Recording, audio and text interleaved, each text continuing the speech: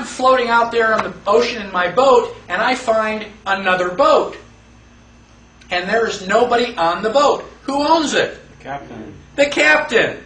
This is called, what is this called? Salvage rights. Salvage rights. Thank you. It's another senior moment. Okay? It's salvage rights. Finders, keepers. I found it. Nobody else claimed it. It's mine. End of story. Is that the way we do things on land? No. This is the law of the sea.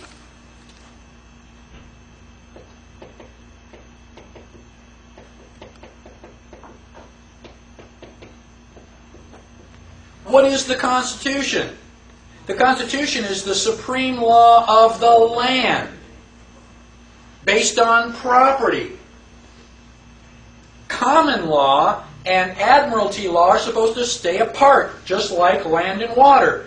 Admiralty law is allowed to come up on land as far as the high water mark, originally. Because what is the ocean used for? Do you live there? Heck no. All you use it for is just transporting, shipping goods back and forth. It's used for commerce. So anybody who had a ship out on the ocean, you were selling stuff or taking it somewhere to be sold. Now, when we had the United States is different. We've got the Great Lakes. England doesn't have any Great Lakes. We've got all these rivers that England doesn't have. You can send your ships up and down these rivers inland. Well, gosh, that doesn't make any sense anymore. We can't say law of the sea, so now it is really the law of commerce. It's not so much where you are doing it, as what you are doing. So you've got three bodies of law that the Supreme Court can adjudicate. Common law, equity law, and admiralty law. And they're different. Right? Now, are those the only bodies of law? No. Those are the only ones that the Constitution acknowledges. So we can have, these are constitutional laws. Anything that is specified by the Constitution is constitutional. Anything which is prohibited by the Constitution is unconstitutional. What if something is not specified, but not prohibited by the Constitution? What do we call that? Administrative. It's extra-constitutional. It's outside the constitutional, but it's not forbidden. One of your rights is the right to contract. You have an unlimited right to contract. Now, if I say, I will pay you $200 to paint the house my dog sleeps in, you go, wow, it's a great deal. I mean, how big is the biggest dog house you've ever seen? You know, about yay big? $200? Yeah, I can do that in a couple hours. Yeah, I'll do that. You sign the contract. And I walk you around the corner and I show you this, 3-story mansion. 27 rooms. They go, well, this is the house my dog sleeps in. Guess what?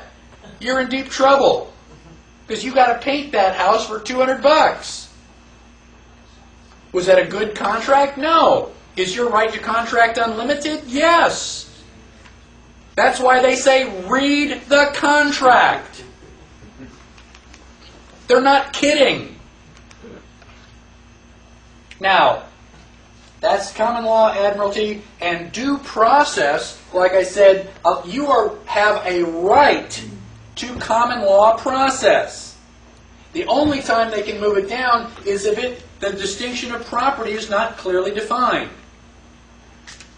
Now, if we move to page 16, okay, Marbury versus Madison is a Supreme Court decision. It is a very important Supreme Court decision. Good and bad. Okay? The good news is that the decision of Marbury versus Madison in 1803 says, certainly all those who have framed written constitutions contemplate them as forming the fundamental and paramount law of the nation. And consequently, the theory of every such government must be that an act of the legislature repugnant to the Constitution is void. If it's unconstitutional, it was never a law to start with. That's the good news. The bad news is up above that. It says the critical importance of Marbury is the assumption of several powers by the Supreme Court. The assumption of powers. They assume that we can do this. Prior to Marbury versus Madison, who decided what is and is not constitutional? Well, the question never came up. It's not listed in the Constitution. Article 3 is very short. It just says that there is a Supreme Court. It doesn't say what they can or cannot do. And so John Marshall said, well, we're the Supreme Court. We are going to decide what is or is not constitutional. Okay, everybody just kind of went along with him. They didn't have a better idea. So now, let's pretend, just for a minute, that the Supreme Court decides that the First Amendment does not give you a personal right to freedom of religion. You only have freedom of religion if you are Catholic, Protestant, or Jewish. Is that right? The Supreme Court said so. Does that make it the way things are? No! You have to remember, the Constitution says what the Supreme Court is.